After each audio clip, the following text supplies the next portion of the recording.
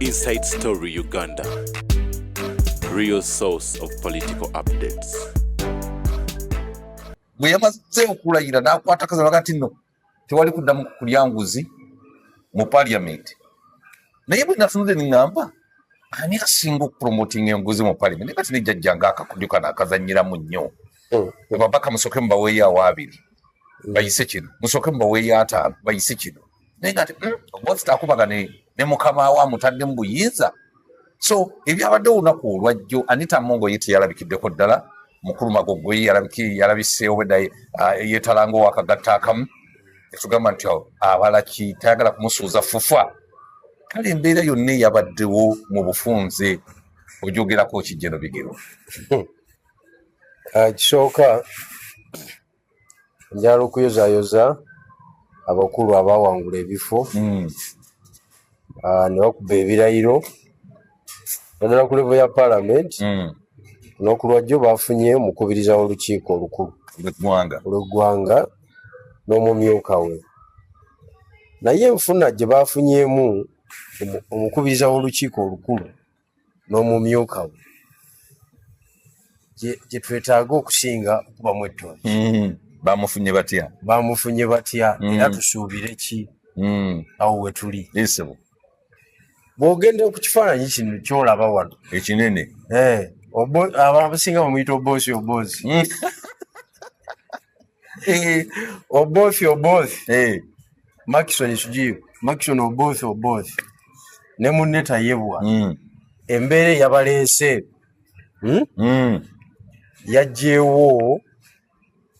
yaggyeewo amaanyi ga palamenti obwetengereze bwayo era ku mulundi guno tewali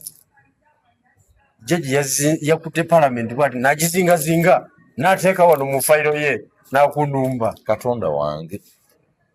kiki ku luno ate nkugambye tewaliwo wadda akaninkuusa k'oba olinda olw'ensonga nti emabegako awo palamenti badde zitawaanya jjajja okumutawaanya ayagala biru eno nejjamu okusika omuguwa agandi etteeka lijje ne wabaawo okukola ki naddala palamenti y'ekkumi gondi Mama Kadaaga Nankabirwa yasabanga bw'oba oyagala tuliise ye yali gavumenti chief whip anti yabagaininga nga wamuzeeyi nga tewali tteeka libaayisa nga tebalidde. Leero bwe yatuuse ku Anita Amongo ne gujja bagira kati embeera eyo ng'ekendeeza amaanyi ge okyegedde kati okusitula amaanyi ge galabike yagambye kankuba omuntu ogwo mumalireko n'ag'omu butogonna nga abasigadde obutaddamu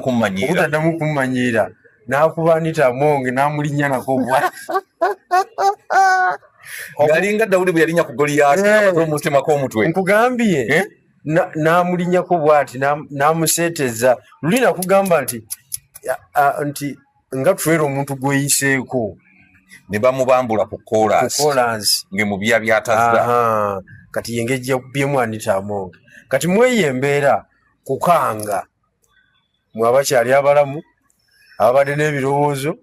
n'abali bifuna mu maaso eyo mwena mukangibwa kati okukirowoozaako obulowooza naawe okangibwa kati ye palamenti y'omulundi kubanga nga bagenda nga balowooza ku ki mu kwagala okuzimba amaanyi mu NRM system ne bw'okirowoozaako obulowooza okuzimba amaanyi okujjako ng'oli musiru ku kibaalabye omujega awedde ebintu okujjako ng'oli musiru gw'oyinza okusigaza ekiki ekirowoozo naye ye yabadde akanga mwabaliwo abalijja mu maaso n'abasuubira okufuna ekirowoozo bonna bakubye lumu. Kyova olaba obuyinza bwa Seeke tewali, obuyinza bwa Kokasi tewali, bonna yabyeddiza. Naye tosobola kiraba kubanga kungulu gw'ojja kugamba nti Seeke yatudde negamba abantu mugende mugiro n'empapula ku Sande. Naye nga Seeke duumirwa kutuukiriza kalombolombo nti bannange tunywe kyayi ono naye sukaali nga tanoze bulungi twongeremu akajiiko nenga ne bwotayongeramu kajiiko omunywerawo n'atambula okiwulidde kakati deputy ne speaker bombi oyinza ogamba nti seeke yabayisa nedda muzeeyi ye yabayisa oyinza ogamba nti okuvuga yakwadde kwamannyo ne mu kokasi omuliro gwadde mungi ono yabadde avuganya bali tight oyinza okyogera ekyo tosobola naawe leka kakati nabo babakubye ne bafulumya bizinesi era ku luno buli memba wa seeka kusinye ku intelligence yange buli memba wa seeka ali mu kwesooza naye tebafunye wadde olwataano ate obosi abadde alina obbawayo akantu ate kandidate w'omukulu ate abawazaaki era bakumakuza Anita Amongo kandidate w'omukulu oyinza n'omusa mukama nti ukolayo bwoti batulese ebizibu guba gukusunye bulungi nnyo kati jjukira baateekamu sente nnyingi nnyo mu delegates conference okugenda mu seeke nga basuubira ebigenaagenda ebibeerayo mu transaction kati transaction esooka yabasaze tebalina kebajje tewali wadde olwataano era bali mu kwesooza budde ku kisimu ganejjajja yali bulungi naye tatutunuddemu n'abantu tubadde nedda mulimu abali kweyolevu eyensooza ate nga seeke ndowooza temala gatuula buli ddakiika si ya buli lunaku si ya buli mwezi okiwulidde kakati eyo ensonga ojjajja yabatemyetemye abo n'abajjawo n'atuuka ku kokasi nayo kwolwo lwe yategedde nti bulijjo tebalina mulamwa abakokasi asobola n'obbajjawo n'agijjawo anti asobola okyusa luulu luza oposidi mu NRA nevaawo nga bwe yajjawo okulonda yakugjawo kale nabo bali mu kwesooza tebalina kye baafunye wadde olwataano kokasi teyafunye kantu wadde bafunye sitting allowance simanyi gya mitwalo 23 kwataano kyejjaga yabakubye nnyo kyejja ku luno nkugambye wakati mu kweddiza obuyinza yafulumiza institutions ezo seeke Central Executive Committee nga ba first recommender kokasi nga ba voters kupaterevu yoke tujje mu parliament nabo babakubye babafulumya kakati abantu module eyo basupiika module eyo abajidde mu eyo embeera tosuubirayo nti bagenda kukola ebyamagero ebiyamba omuntu wa bulijjo kubanga baategedde engeri gye bazzeemu bazze ku masa ya pulezidenti era njagala okutegeeza omwami omukyala gwe bayita nammere nze yannumyemu bambi kubanga mwannyinaze oyo njagala akule mu byobufuzi afuukira ddala omuntu w'amaanyi naye kye namulabamu ndikikubuulira mu maaso eyo teyabala tamanyi kubala NRM wadde nga mwali NRM si ya buli muntu NRM eriko bannannyini bayo abaki abatuufu era be baleeta erinnya lya obosi nibaga nti yoyo yali press conference egi teyayiwanite yamuyiwa n'amaanyi ge gonna ne sente ze zonna kati omuntu yansembyeyo okulemera mu lutalo olwo ye nammere namulabye akola akatambi ku lasiki ng'agamba kabanda tukulinze mu kokasi ojja tulaba abakyala ojja tulaba nga mu kokasi tena ekiyakoze andi kakati tamanyi kokasi kijoyogera kayina pawazi nammere oba naye kazanyiriza engeri yamoti nedda tanaba kutegeera butegeezi nyumba mwakola ki mwazanyira amaggwa gali luddawa okitegedde kabanda akyali mu biseera bye kabanda buno obudde bubwe butereevu tuyinza kumwemalikirako kati bwoba olimu NRM kyova olaba bali abakitegedde amangu tewaliwo yazzeemu kukola resistance okitegedde buli omu yawanise bwanisi n'agamba jjajja ajja kufa n'omuntu mwene ensonga nze njikoze era nga yabadde lwedde ejjajja okufa n'omuntu wamulabye entulo gye yatunudde mugambye era bwe yamaze najja n'akwata omuzindaalo yakugambye this is how we are supposed to conduct business. jajja The position of the speaker is not subject for mobilization. Lobbying, debate, you speak a lot of English. No. Inakuba ya consensus. jajja nga yabadde musibu Omuyita kwa kusaaga. Tasaagirwako naawe. jajja gwe yamulabye Tasaagirwako. Kakati n'abanga ey'ensonga yagigadde parliament yagimaze. tesobola kuddamu kusamwasamwa wadde okumwemalikirako. Kalina mmere era yalonze be buli obusatu obwafudde ne Magogo mbune Mozesali Mozesali simanyi kuna ati kabadde kakuwandiika ate tasobola kuwandiika olw'embeera ye yali obulamu mbu kafudde mu ngeri eyo ey'okusazaasaza. nammere yawandiiseko mannya gani speaker ne deputy kabakafu yawandiiseko bosoboso netayibwa bosi netayibwa n'akatta ne kabanga kafu ne Magogo bw'atyo ne Magogo naye yakase. Mozesali ye tumusonyiwe kyabadde tekyebeereka. musajja mukulu kakati olutalo tebaluvuddemu paka nga bawanguddwa ddala. Nkiwulira kati lwaki njogedde ku nammere mbadde mulaba nga is an upcoming politician tukyatambula naye ebbanga naye system egenda muwanda mangu. jjajja yamulabye nga civilian nnyo. jjajja amulabye nga civilian ate jjajja takyagala kola nnyo naba civilian nnyo bamenya anti civilian alya naleka obuti mu mannyo n'atambula nga akatimu ekali mu mannyo azana evidence alaganga bw'alidde ennyama ava kulya ennyama bagira bwe yesokola bwatunula eri ng'alinga akavu okulya akalo kakwata eno waggulu walegira nga keeyisamu olulimi.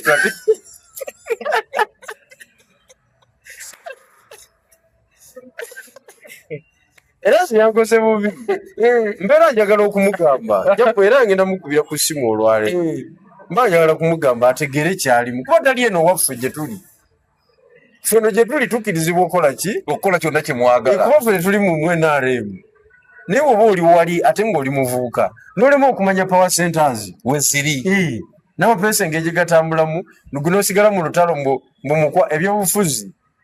kibira mukwano gwa lubeerera kenyini asudde aniti bwe babadde bali bati jjajja omanyi be balidde abasobola bifumiitiriza. jjajja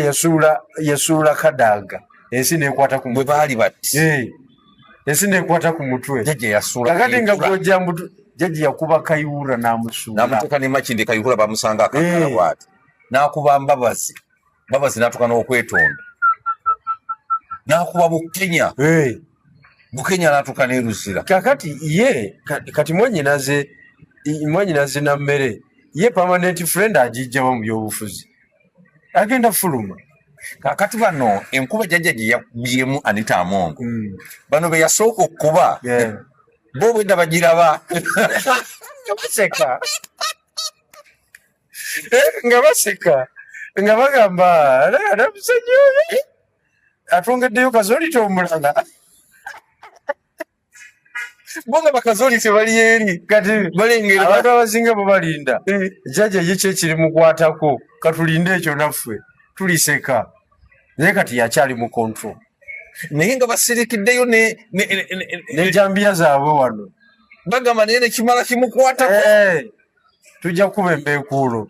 kubanga abaswaziza bonna n'abatyobolatyobola kugambye yazanye ebyobufuzi so mweyo embeera ebyokusifu byebyo abantu bebasaana okumanya tewali palamenti ku luno. In fact palamenti eno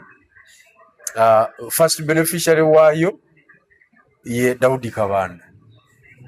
lwakuba tayagala nnyo byakuteesa buli dakiika naye ebibyo byonna byanaaba atambuza wali bijja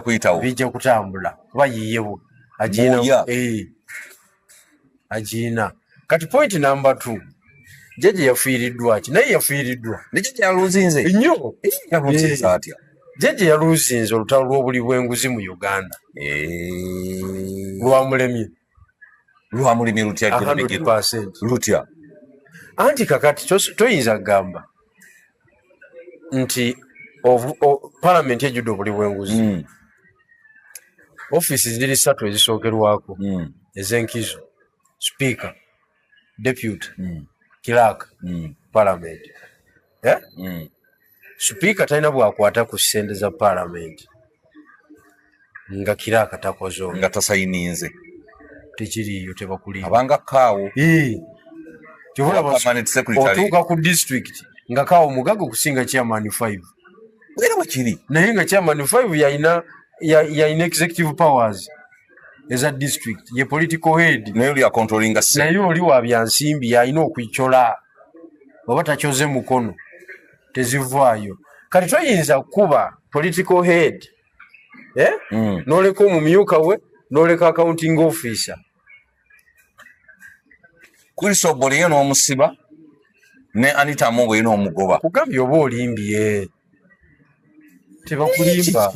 lwaki Kurisobole ye bamusibye Anita Amongo ne bamugoba taye bwalina asigala Adolf Mwesigye n'asigala tewali waawo anti awo nkugambye ekyo kyaluzinze olutalo yalwono jjajja yadde azannye bulungi nnyo mu byokulwanyisa obuli bw'enguzi yadde azannye nga kafulu naye kati yalaze nti yadde azanya byabufuzi kaisa yeexoneratinze bali ababiri Adolf Mwesigye mugagga ye yabadde alina okusooka okugoba ye yalisoose ku mpingu mugagga kubanga ssente zonna Anita Amongo zabadde afuna mu parliament yaziteekako omukono n'azothorizinga memba wa komishoni olukiiko olufuzi olwa parliament jjajja n'amuleka okiwulidde komishoni eriko kankubuulire nno okumanya jjajja abadde selective nnyo abakuba nga ali mu lutalo lwa buli bwanguzi genuinely minister of finance member wa commission prime minister member wa commission Nkitegedde leader of opposition member waki wa parliament wa commission then abalala bana be banominatinga no opposition omugwe nominatinga okitegedde olukiiko lunywevu ani sekretary waalwo kiraka tu parliament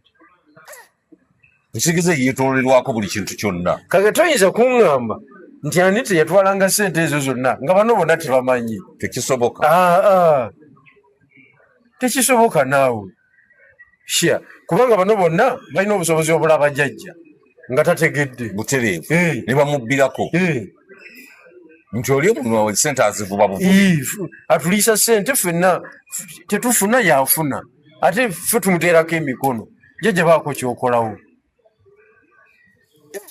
kitegeeza ensonga eno yabaddemu kakati yaluzinze olutalo lw'obuli bw'enguzi naye bwe yaluzingidde wonna nga ffe ababanja tukola ki wemuli ku ekyo kiyalwajeko ekitonotono 5% kitubanjako 5% oba yabadde azanyemu buzanyi anaabuulira kooti ate nejera anaabuulira kooti ndi twali tusaagamu twali tuzanya byabufuzi sebo weetaaga ssente yo tewali kusaaga tebanaba kunyeega kigambo nawe ebaluwa ku Friday leero busibye tebanaba kukola ki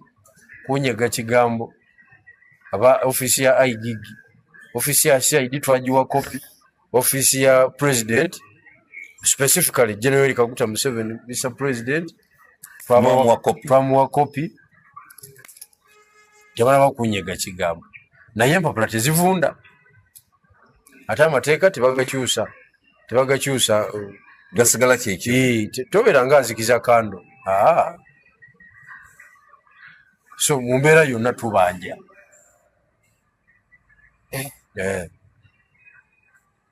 Anita Amongo bamututte mu ngeri mbi lwaki pulezidenti bwakuwa abantu abatwala bubi netamala emirundi omugenzi era byebimu ku bintu ebyamuviirako okufa yagamba bamugobanga mubbi wa nkoko tamala emirundi anenye naye alekemu katono mugenzi teyetaaga kukola ki kumusalira musango. Office gye yali alimu nnene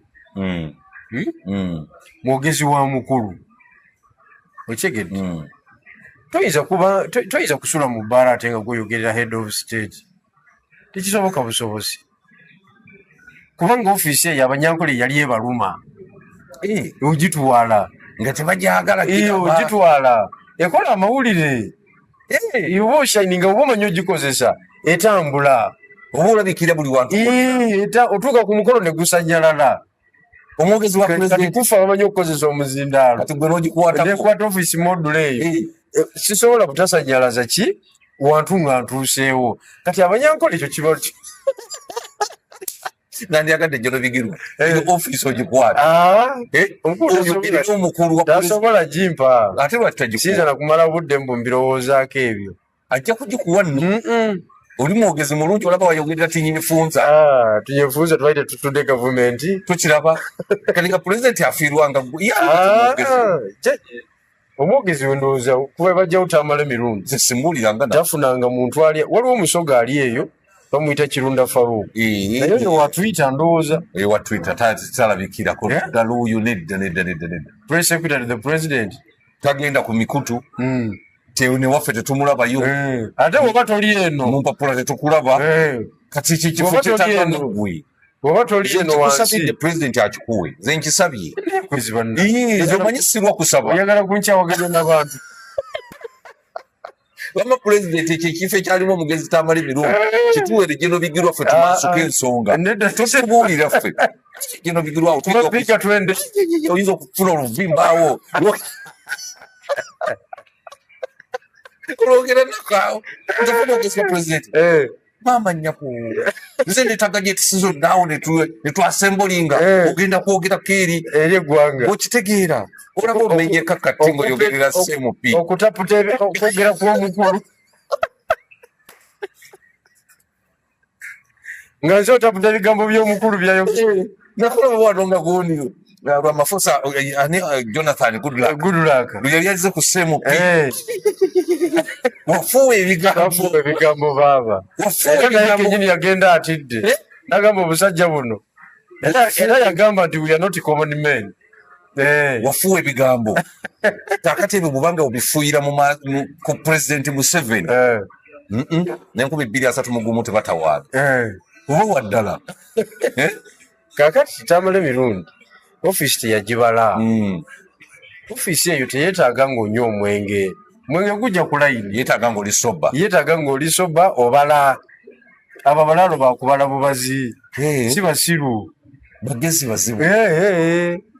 si basiru abalaalo bennyini abali mu pawa abamanaginga jjajja si banyubamu bano abali eno mu bibbaala abanywa obudde ne bukya eyo leeya ndala temanya na bigenda mu maaso eyo leeya ndala basisinkana eyo okulaba ku jjajja bamulaba agenze lwakitula eyo mu byalo kisozi mu byalo eyo leeya ndala bali abalaalo bennyini abamanaginga jjajja abamanaginga ekiddako abakivuga ng'oli fala tosobola kutambuza nabo osadde mu buwongo okyogo epawa tosobola kiringa omanyi obukulembeze bulinga koosezi zino kati tosobola kubeera dokita ng'oli musiru tosobola kubeera looya ng'oli musiru ekyo tekisobola ogenda kola ku bulamu bw'abantu okitegedde woba obwongo bwo tebutoola bulungi yitira eyo mu social administration social worker beera eyo tetujja kufaako gyewayitira nayitira mpolampola wali okuze nga tukyagala pressure era nali sikyagala okitegedde oyitira eyo mu social worker nofunayo diguri yo noganayo ngenderawo nafanfunye mu parliament nayiyiza okwo naye koseze zikwata ku bulamu bw'abantu obwongo buteekwa okuba bukola ki nga busaza kati n'obukulembeze bw'eggwanga oteekwa okuba nga just imagine managing Uganda. Naye President Museveni ataasoma ebyo byamagezi nnyo nga ye mugezi nnyo wa street okutuma neginga ng'omusajja atuma neginze wa street tali academic nnyo wa street yajja wa street wa common sense omuntu yenna yakulirako ku street omuntu yenna yakola ki omuntu yenna atava mu famire ziri ezimalayo kati nga bwolaba Jemakena yaliko yazaalibwa mu State House abo ovyo abo tebasobola kati tebamalayo kyova ne Muhoozi alina okwanguwa Muhoozi alina okwanguwa alina okwanguwa kubanga biyinza omusobako kakati ate gwe n'okikwata gwe yakwatanga ennoga n'ogikuba bwoti n'omagamaga nga yonna eweddewo kati ye jjajja gwe ate oyinza okikwata mu ngeri ndala nnyo tewaliwo mbeera gy'oba tomanyi jjajja naye gye yayita eyo ayogera ebigambo bibiri n'omanya ati njala yemuluma njala tewali kirala kyomuwa ekyokuwa aleta sitole otegamu emmere mutunda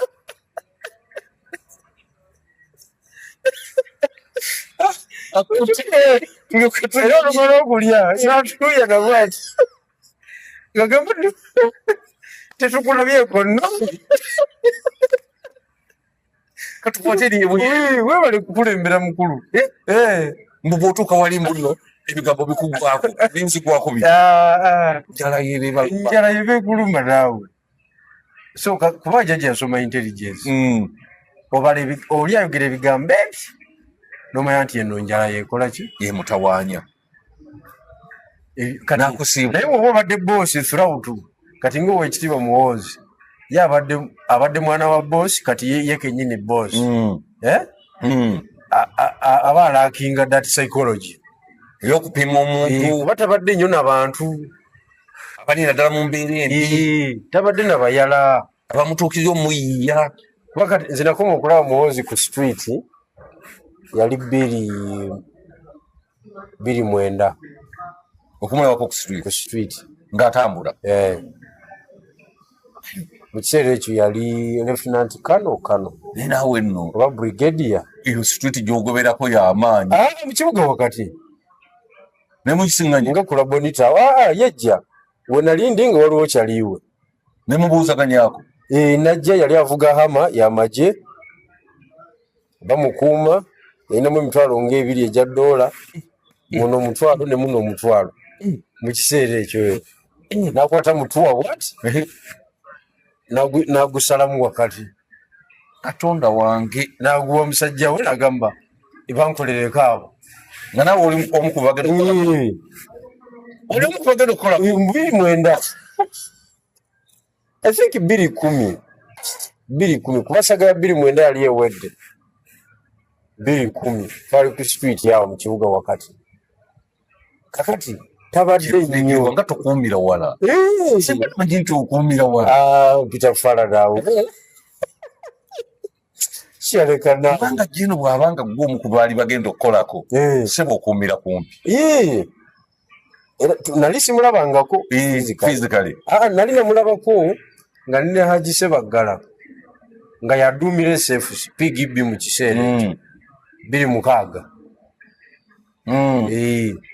27 awo Gaddafi biki Shogamu engeri gyewabeera nga kusebaggala nga banene obasinkana nga mbeera motawuliro naye okunyumyamu naye ku street yali 210 tewatyanga omusajja ajjayo mutwalo gwa dola n'aguyuzaamu wakati ate ku street tekuba mutiitiizi abatiitiizi bonna baba tebalaba kujja ku street buli street man yenna abeera champion abawa ddala bamalayo twagenda okunyuka awo nga buli muntu alinamu olukaaga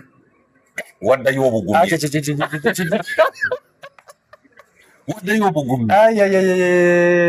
kati tutomera ebinaakanyi naffe netufuuka baboosi awo amaanyi twali tugafunye owulidde kakati ebintu tubirabye mu kibuga wano simu kati obwongo buli obubala omuntu enjala gweruma ne gwetaluma tabulina okujjako nga bubuildings ennaku zino kuba ne mu magye mwali ebbanga lyonna si buli musiikale nti amutuukako ate abayala be bandi bamutuukako naye tebalina busobozi tebasobola oyitawa omuyala tesosobola era bali bafanda abamalayo bebakola ki ate nga bosi bayala bebamubuulira ebigenda mu maaso mu magye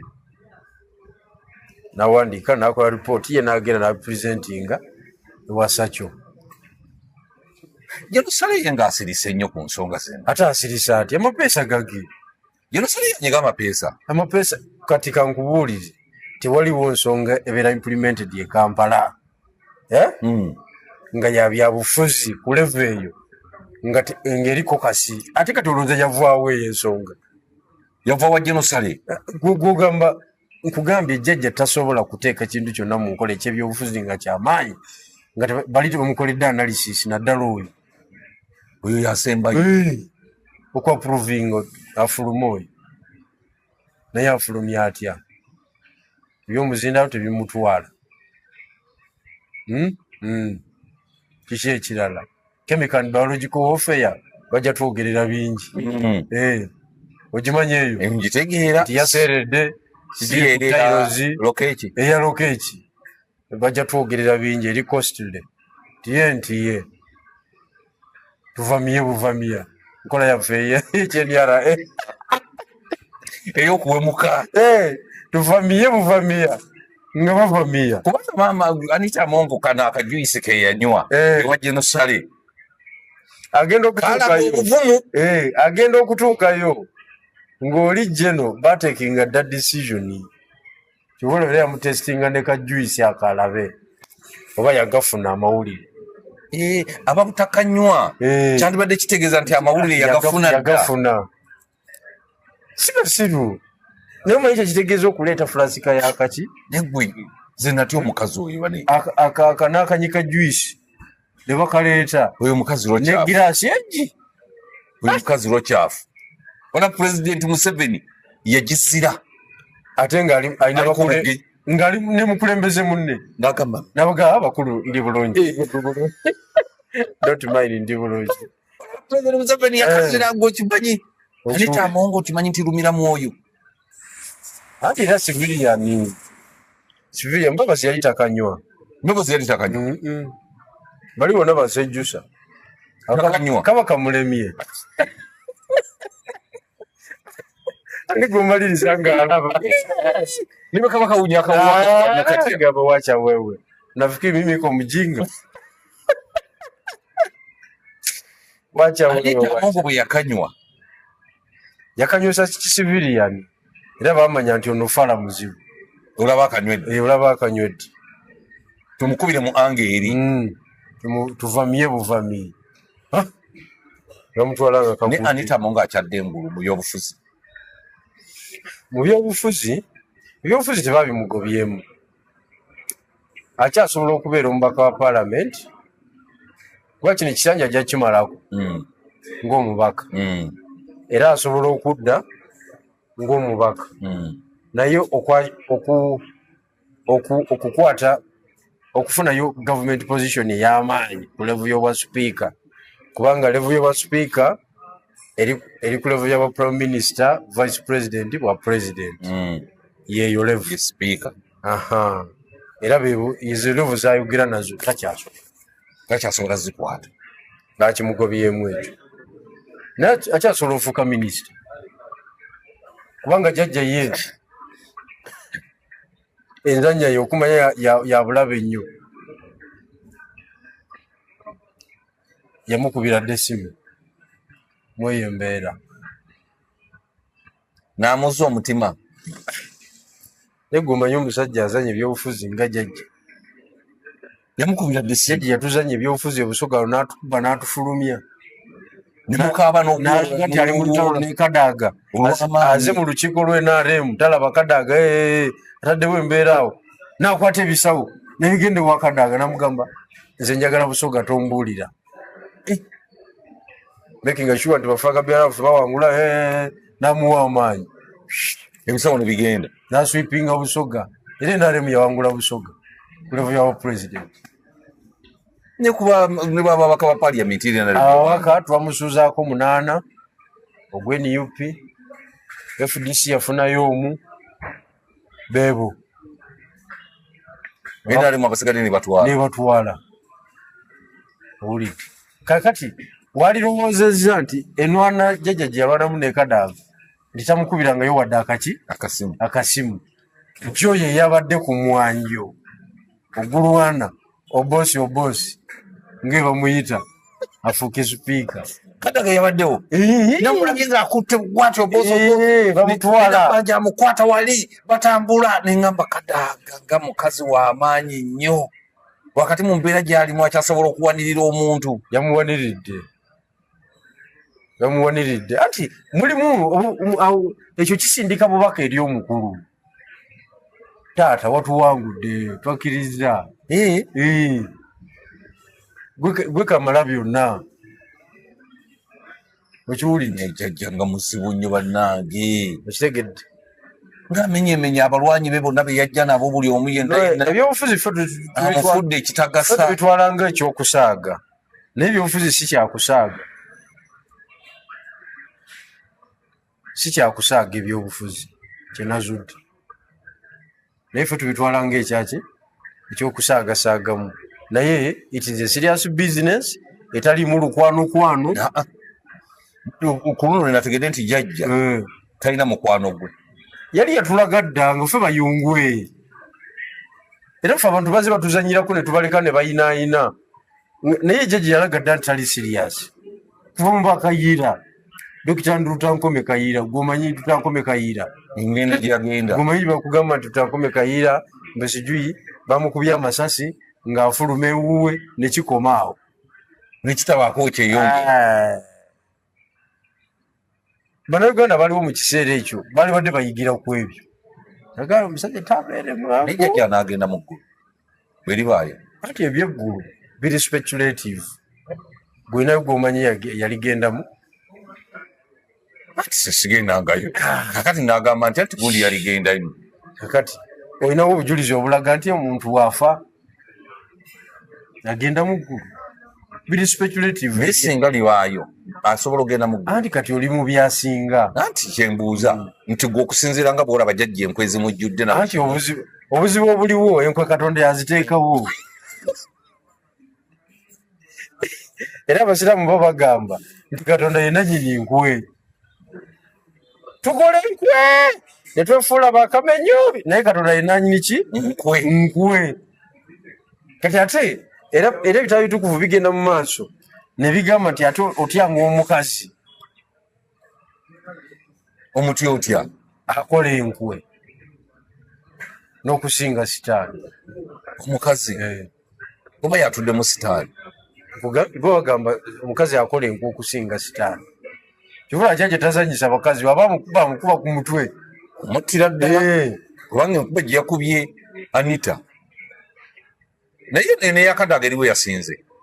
anti embeera yesalawo embeera eriwo yesalawo bwe embeera ya Anita ate yo ebadde temukola ki Kadaga yafuna n'omukisa n'anominatinga olwo n'okunominatinga n'okumulaba obulabi mu kifo balondera gwadde musango gwadde bamunywa okumweba obulabi balondera tebamuwa creditinzi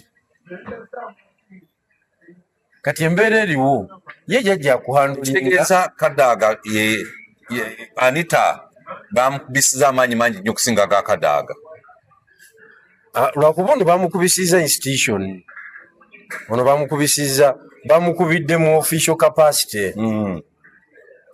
ali corrupt tulwanyisa buli bwanguzi Kadaga byali byabufuzi byennyini direct libamukubya era luli olutalo lwa Kadaga lwali ku General Museveni yateeka mu institutions ndala nagamba namukubye kiyeekere amasimu paka budde ku yakumenya nnyo mumenyamenya kakati ono yagayisijja mukuba mu nkuba eri kamuteekeko gavumenti ng'atonda alaba yazimba kapasite nnene ayinza okugezaako okwagala omukuba mu nkuba eyo n'alemererwa ono agamba kamuteekeko buteesi gavumenti agibulire emukube ya gavumenti yamutaddeko embeera nasitula zidawukabeni empya zidroni empya zihairuufu nasitula zibreakedowni nasitula fire brigade singa obeerawo muli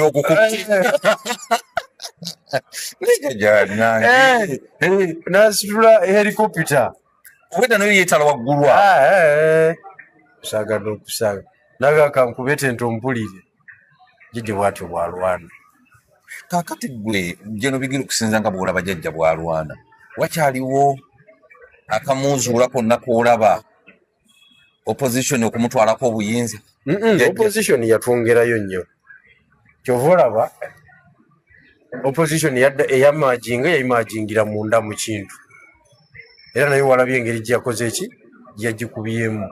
abantu babadde ku opposition ya jjajja gyafiiringa nti weeri ate babadde baanita amonge nga tetumanyi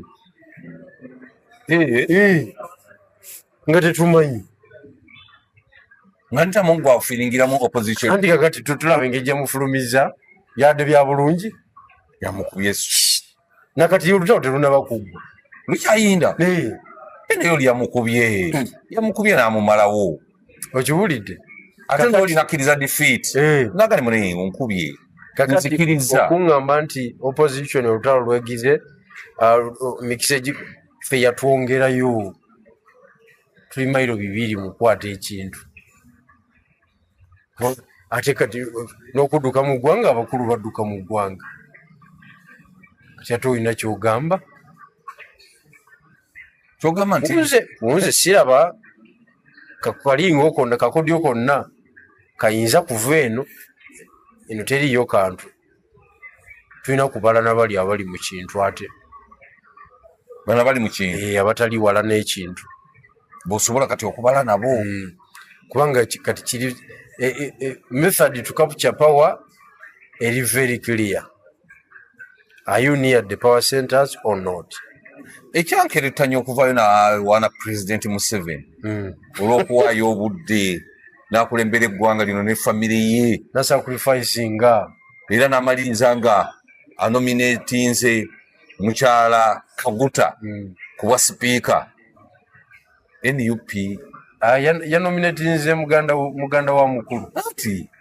Kaguta Sodo asi Sodo mukyala yanominatinze Sodo Kaguta gwe yanominatinze tayo tewaliwo mukyala awo yanominatinze muganda wa mukulu naye Nkeretanyi wa NRM yayingira NRM nedda Nkeretanyi yazanye rolo nambozi jezamya 220 nanominatinga Moses Ali wadde tamwebuuzizaako Katembo yabeerawo Moses Ali yakkiriza yagenda na ku muzindaalo yagamba Gasiya huyu Gasiya nambozi emunominatinga kakati nkola eri dramatic ya Kinakatemba mugezaako ku kati kana akaana kazze nga kajja kuzanya role eyo kati ne kasooka kekubire wajjajja ne kamwebaza kati kaluddeyo ewajjajja kaluddeyo awo bakakwatidde offside awo kaluddeyo kamwogerako ebigambo eby'amaanyi kati oli analyst ajja kugamba bulijjo mubimanyi ebyo kagenda okuweta bwe kati katuke ku point yake ya nomination nga kamuwadde ebigambo bingi nnyo ebimusitula era bano abaana batemi b'obutambi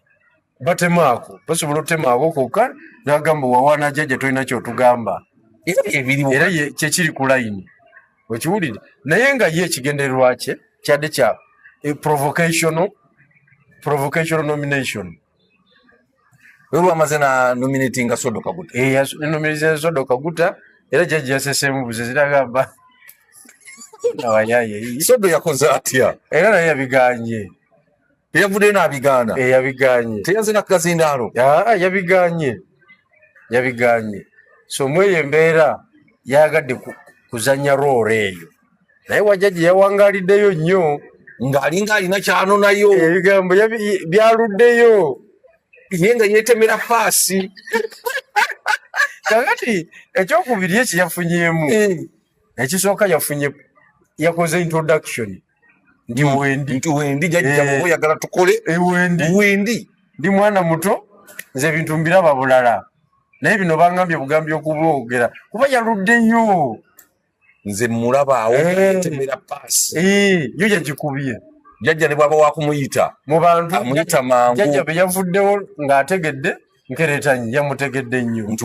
waali era ali mu paalamenti era Nkeretanyi njagala okutegeeza tagenda kuddamu kubeera mwavu obulamu bwe bwonna akoko kake yawanyi jjajja teyakozaawo nze nkubuuza agenda kuddamu kwavuwa tekisoboka kuvuwaawo naawe tekisoboka naawe sente agenda zifuna atya agenda zifuna atya ate kakati yadde ayogera kwani ku jjajja gwe Governor Bank of Uganda jjajja olumwogerako ng'asumulula ebisawo kibulidde Nkeretanyi obulamu bwe bwakyuse era banne bamaze ne balumwa oluvannyuma bagamba yiiha momenti eno tetwagibaze kuba jjajja ali wali tebagibala atalabika yagibala nga tababuulira ate gwe kuba yagyogedde ne Ssenyonyi Ssenyonyi takulaawa ogende wali obesyo nga tamanyi naye ate kati Ssenyonyi ayinza okuba nga abadde amanyi Nkeretanyi agenda kwogera birala Nkeretanyi ne yeekubira paasi n'ayongeramu kati Ssenyonyi agenda okuzibuka amaaso kati Nkeretanyi maiden speech yagimaze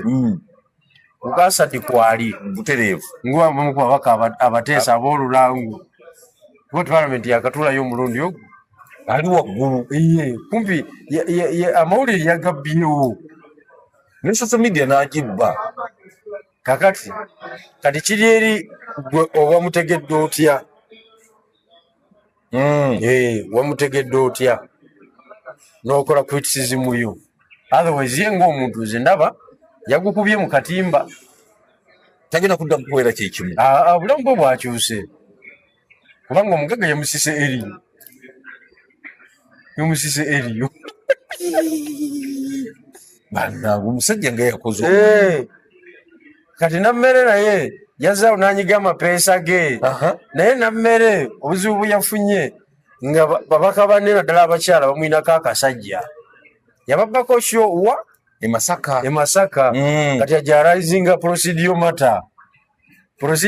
era nga erimu olujjajjajjajja yakuwaana biki waliwo nominating oli nga taliko organizinze jjajja nga balaba kiboozibozi kati ate nga akola withdraw ya mubaka mukyala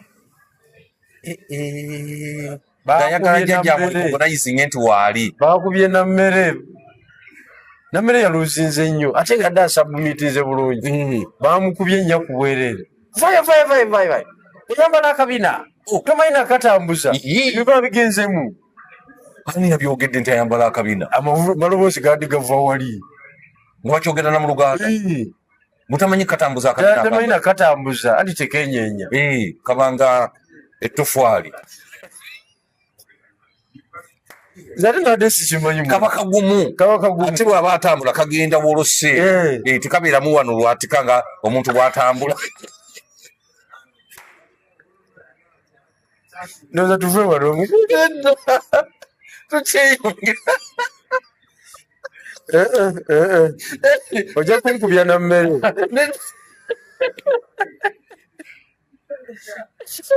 nammere muntu wange ange amaloboozi nagawulidde wali eri badde bamukuba nga tebagala tojjukira kajenifa musisi lwe yakola kanivu wano ne kasesetwa ne kaddeno wansi mukisambi jenifa tukola ekigambo naye sikateno kavueyo musikati kakunkumuke kavueyo si yali yekyanga adde nadde eri ekasesetuka yafuna obuzibu bwamaanyi nnyo naye bali bategedde batya tutamanyi kambala baali bakambaddeko naye gwe abakazi bano nga bakulumbye gwe obamanyi nina mmeri ngaayambala bulungi akabina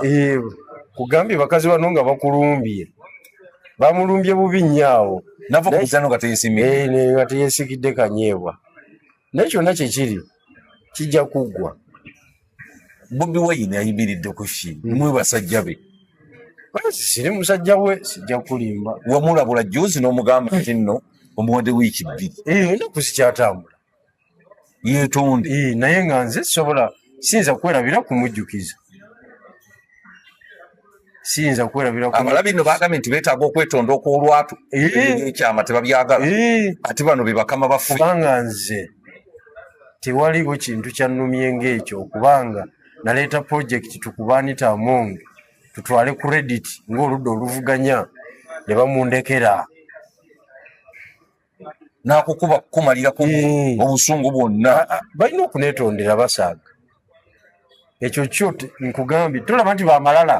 mbu tebaagala kumanya ebintu byakyuse kati rule of law ebintu byakyuse bateekwa buteekwa kubanga olutalo singa twalumala dda singa lwagwa dda naye omanyi gavumenti ogisuuza sipiika mu kisanja nga kyakatandika oli yakafa noono mumukubye naye akoze eki agenze mwandibadde muli kumulamwa omanyi kyekitegeeza mwandibadde kumulamwa nno gwennyini osaaga n'okusaaga tubalina okufa kuwolanya baliba tetunyiga amapeesa ag'enjawulo netukiraiminga nti ffe tuli banyizi b'amapeesa teyamazeeko patikisibwa propaganda nga mutambula mulaga nti mulina okulaga nti muli baakabi kubanga oba oyogera n'abazungu bamanyi okufa gyekuli era ebyobufuzi bissa omuzungu bw'omulaga nti olina ne capacity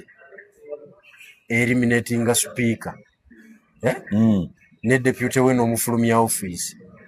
omuzungu amanya nti olina capacity ekwata gavumenti era oli serious gavumenti ogikola ki ogyagala eyalikuwadde $2 million akuwa 6 anti kakati gavumenti wali ogyagala era ng'ofulumya sipiika be wali ozannya nabo omupiira baali baagala wiini kati bakomaawo batwetondere baleme kumala na biseera batubuulire nti bafere baleme kumala biseera ku ekyo nawulidde kati olutalo oluliyo lwa leader of opposition bwe babaweereza amannya enamunkekeera bubalondeko bubaweerezaayo erya Joel Ssennyonyi erya Nambeshe erya Nsamba Oshabe n'erya Zaake mbuwe namunkekeera alondeko omu amuwe erinnya abawe erinnya balondeko namunkekeera yatambuza ekintu